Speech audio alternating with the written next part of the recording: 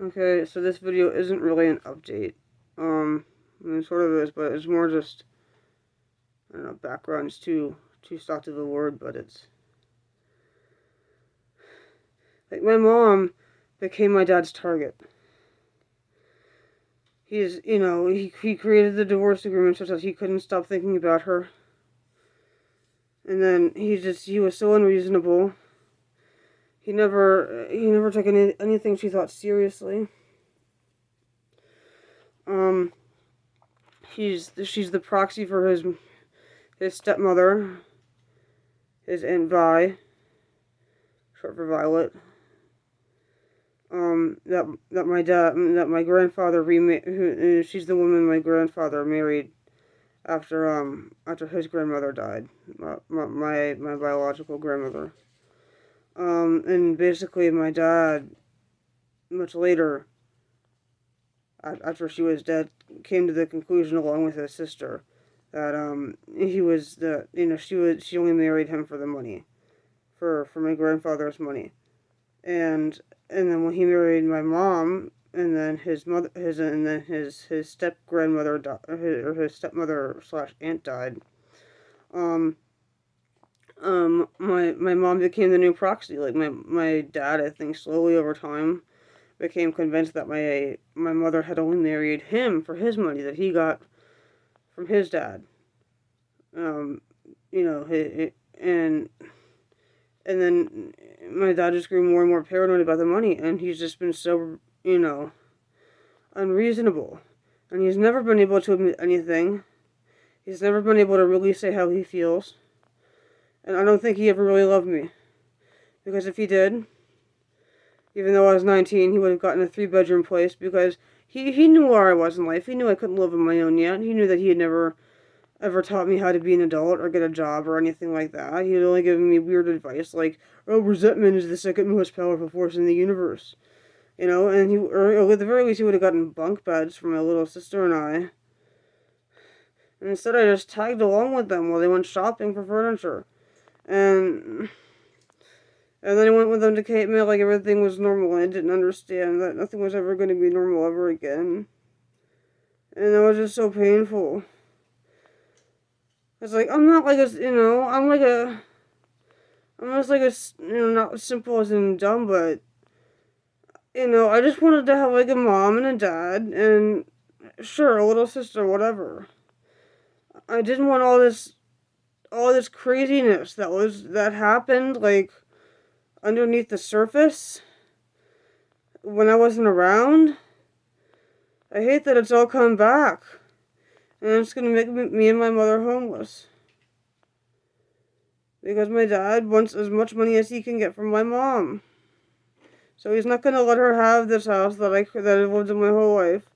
And he's also gonna take away the house that she inherited in Aberdeen.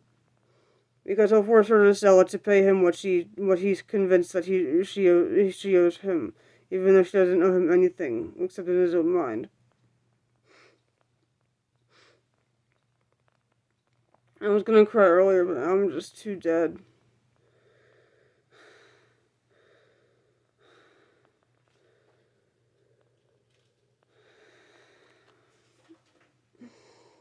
Mm. Mm. Mm. It's just so painful to realize that your dad may have loved you at one point, but the moment you might have become a burden to him, or you didn't serve his purposes anymore, he just up and abandoned you and your mother. And if my mother was really so dangerous that he had to leave her and take Catherine with him, then why didn't he come over here when I was still living here and beg and plead with me not to that and explain to me how she was dangerous? My dad never did any of that. He never expressed any concern about my welfare when I was living with her. I mean, my sister and I were basically like fully physically grown up by then, so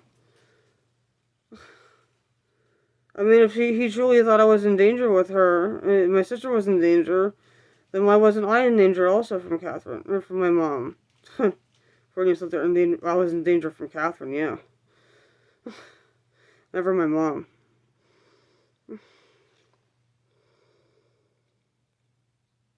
Anyway, I just wanted to get all of this off of my chest before I forgot it. And,